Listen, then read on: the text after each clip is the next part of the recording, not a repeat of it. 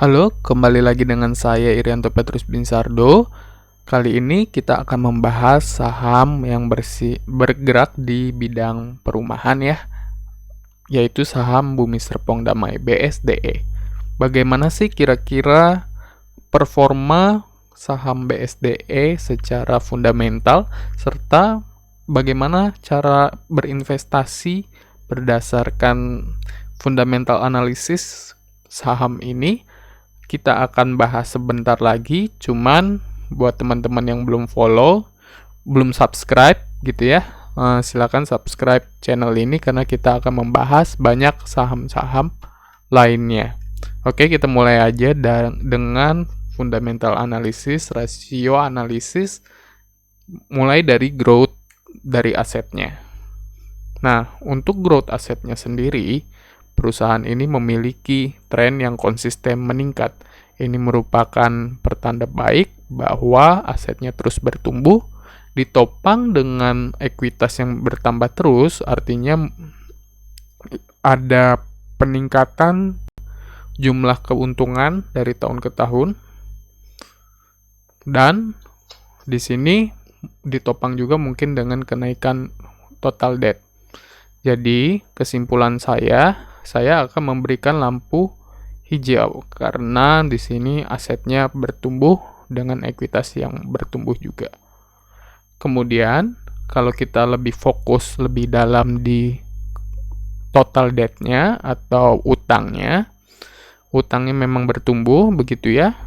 Namun hal ini didukung lebih banyak oleh utang jangka panjang. Di sini 20.400, sedangkan utang jangka panjangnya di 14.000, jadi sekitar utang jangka pendeknya hanya 6.000-an gitu ya. Untuk 2020 26.000, utang jangka panjangnya 14.000, jadi 12.000 untuk 10.000 untuk utang jangka pendeknya.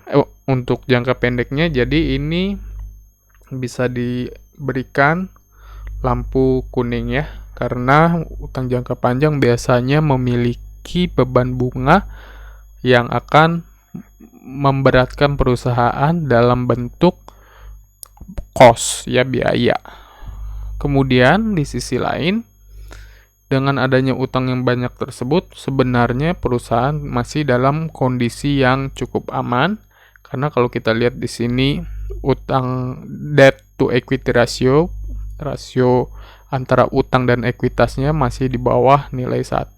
Saya sebagai investor lebih nyaman kalau angkanya memang di bawah 1 dan angkanya cukup konsisten ya sejak 2015 gitu ya.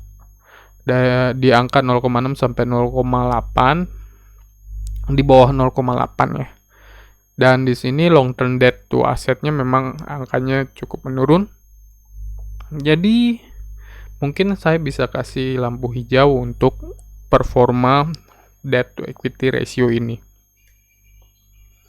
Lanjut, kita akan membahas tentang cash ratio, yaitu kemampuan perusahaan untuk membayar utang jangka pendeknya menggunakan uang kas. Dan saya sebagai investor sih inginnya lebih besar dari 100% gitu ya. Artinya sebisa mungkin utang jangka pendeknya bisa dibayar dengan uang kas yang dimiliki, dan angka ini memang masih di atas 100% meskipun trennya menurun ya dari 2014 200%. Sebenarnya uang kas yang terlalu banyak pun kurang begitu menarik menurut saya ya, karena artinya ada kesempatan ekspansi yang dibiarkan tertinggal dalam bentuk cash gitu ya. Namun selama nilainya dekat-dekat di angka 100% cukup menarik buat saya. Namun di sisi lain kita harus lihat bahwa aset turnover-nya cukup menurun gitu ya. Aset turnover ini di angka 1 digit 7%. Hal ini kurang begitu nyaman bagi saya, karena artinya aset-aset yang dimiliki banyak yang tidak optimum dalam penggunaannya. Hal ini bisa dimaklumi gitu ya, karena memang kondisinya di sini karena ada pandemi gitu ya, mungkin penjualan agak lebih sulit. Namun tidak apa-apa, di sini saya masih akan memberikan lampu hijau karena cash ratio-nya cukup nyaman bagi saya. Kemudian kita masuk ke bagian profitability. Di sini sales-nya ya, revenue-nya atau pendapatan. Di sini angkanya dari September 2019 ke 2020 cukup stabil gitu ya. Tidak berturun terlalu banyak. Sedangkan untuk revenue secara tahunan memang dia agak menurun ya, tapi trennya masih stabil di sini.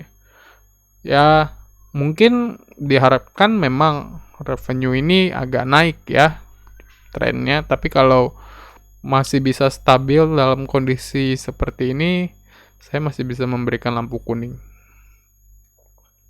Kemudian yang paling terlihat memang di sini net profit-nya ya.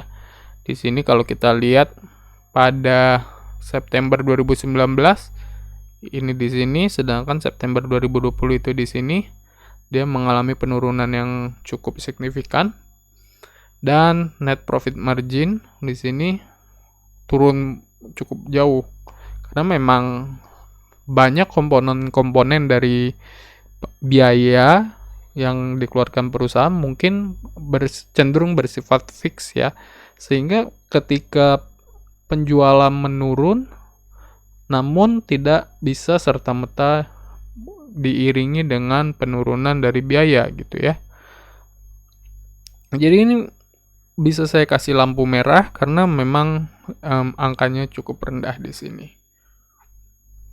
Kemudian kalau kita lihat time interest earned, yaitu kemampuan perusahaan untuk membayarkan bunga utangnya menggunakan keuntungan yang dimilikinya. Berapa banyak sih bunga yang bisa dibayarkan? Kalau saya maunya lebih dari 100% atau lebih dari 1 nilainya gitu ya. Jadi bunganya itu bisa dibayar pakai keuntungan perusahaan. Yang bisa kita lihat di sini trennya menurun dan hanya 0,99, artinya dia malah di bawah 1. Jadi ini memang cukup tidak nyaman bagi kita. Namun kalau dilihat ke belakang tadi bahwa sebenarnya dia memiliki cash reserve yang cukup tinggi ya. Jadi cash ratio-nya masih di atas 100%. Artinya utang jangka pendek ini akan dibayarkan dengan uang kas yang memang masih tersedia gitu. Bukan berdasarkan keuntungannya, namun berdasarkan uang kas yang memang sudah dipersiapkan mungkin untuk kondisi-kondisi seperti sekarang ini. Dan kalau kita lihat lebih lanjut di return on equity-nya atau pengembalian dari modal ekuitas atau pemilik saham istilahnya ya, ini turun sangat jauh dan angkanya di angka 1,37. Ini lebih rendah daripada kalau teman-teman menanam di deposito atau menanam di obligasi negara atau menanam di reksadana. Returnnya memang lebih rendah di sini. Jadi untuk ini sih saya bisa kasih lampu merah. Sekarang kita masuk ke pricing atau kewajaran harga. Jadi pendekatannya ada dua. Untuk IHSG approach ini menggunakan price to earning, artinya harganya itu dibandingkan dengan harga rata-rata IHSG berdasarkan pendapatan perusahaan-perusahaan yang ada di sana. Sedangkan untuk PBV ini berdasarkan kepemilikan aset dari perusahaan. Dan kalau kita lihat memang dengan keuntungan yang cukup turun seperti tadi, sangat wajar kalau berdasarkan price to earning ratio dia dianggap terlalu mahal gitu ya, terlalu mahal 53%. Pada saat video ini dibuat, ini harganya di 1125. Tapi sebaliknya kalau kita bicara harga rata-rata aset beberapa tahun ke belakang gitu ya, angka 1125 ini sudah termasuk murah karena dia bisa naik hingga 78% ke angka 2000-an gitu. Dan memang kalau kita meneliti lebih lanjut gitu ya, mana sih yang sebenarnya lebih representatif? Mungkin tiap orang punya pendapat beda-beda gitu ya. Kalau dari saya sendiri sih, saya melihat bahwa keuntungan yang menipis ini gitu ya, ini adalah faktor eksternal akibat adanya pandemi dan perubahan kondisi ekonomi gitu ya. Dan sebagai investor mungkin teman-teman harus melihat beyond the external factor gitu, dan melihat sejarah ke belakang memang ini sudah cukup murah. Saya kasih lampu hijau. Jadi sekarang waktunya untuk melakukan summary, rangkuman berdasarkan growth. Tadi asetnya bertambah, ekuitasnya bertambah, jadi saya kasih checklist di sini. Sedangkan untuk likuiditas, low debt to equity ratio bisa dibilang low gitu ya. Long term debt-nya memang agak cukup tinggi, tapi tadi trennya juga tren menurun. Jadi saya bisa kasih tanda checklist di sini. Kemudian untuk activity nih, activity-nya memiliki high cash reserve. Jadi ini bisa kita kasih checklist juga karena memang cash reserve-nya di atas 100%. Nah, untuk profitability yang diekspektasikan adalah keuntungannya bertambah, dan ini tidak bisa saya checklist dahulu.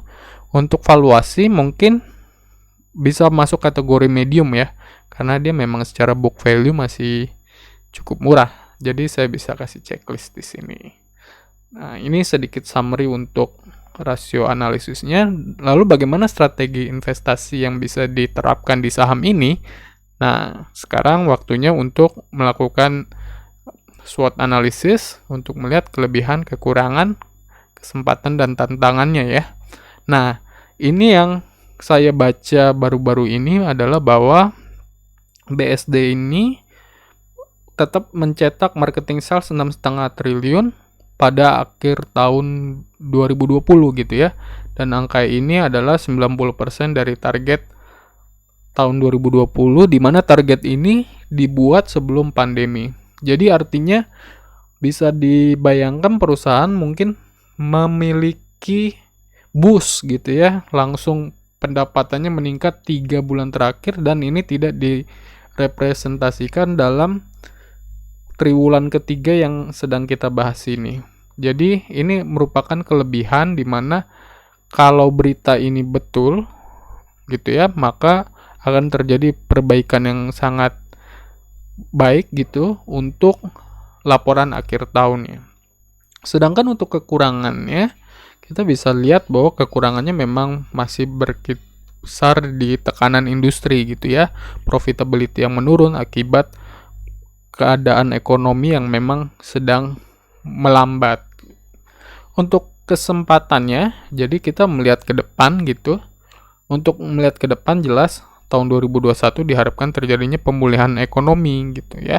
Pemulihan ekonomi ini akibat adanya vaksin gitu ya, sehingga mungkin aktivitas ekonomi bisa berjalan lebih cepat daripada tahun 2020. Ini akan menghalau kekurangan dari perusahaan ini. Sedangkan untuk tantangannya, hingga saat ini saya belum melihat untuk jangka dekat tantangan yang berarti, kecuali ya keadaan dari sebaliknya dari pemulihan ekonomi ini ya. Mungkin karena ada kemungkinan juga tidak terjadi secepat itu. Namun untuk tantangan yang sifatnya spesifik gitu ya, saya belum bisa melihat tantangan yang terlalu major. Mungkin kalau teman-teman ada pendapat lain gitu ya, atau ada informasi lain, bisa tulis di kolom komentar biar teman-teman yang lain juga tahu gitu. Dan sekarang waktunya untuk my decision atau kesimpulan saya. Apa strategi investasi yang bisa diambil? Sekali lagi ini adalah opini pribadi, dapat berubah berdasarkan perubahan data dan bukan ajakan untuk melakukan apapun. Jadi untuk di skip, saya rasa secara fundamental saham ini cocok untuk masuk watchlist saya ya. Jadi ini nggak masuk skip saya karena memang dia punya cash yang cukup kuat untuk menunggu waktunya keadaan menjadi lebih baik, ditambah yang ini strength-nya dia memiliki marketing sales yang memang belum direpresentasikan di laporan yang sedang kita bahas. Kemudian untuk short term trading saya akan bilang iya gitu ya, karena ini sangat bergantung dengan keadaan IHSG. Lalu untuk wait for discount, saya kurang tahu, saya rasa untuk diskon lebih jauh lagi agak sulit ya dengan kondisi sekarang. Memang sudah sebentar lagi akan keluar laporan keuangan akhir tahunnya dan ada kemungkinan terjadinya peningkatan di sini gitu ya. Untuk medium term hold jelas di sini karena adanya kesempatan pemulihan ekonomi juga. Untuk return investing saya masih belum. Return investing ini kalau teman-teman mau membeli saham ini untuk mendapatkan dividennya secara rutin, karena memang di sini keuntungannya masih tipis ya. Jadi untuk mendapatkan dividen secara rutin agak sulit. Lalu capital gain investing saya masih oke, karena memang harganya masih cukup murah lah menurut saya dibandingkan harga rata-rata beberapa tahun ke belakang.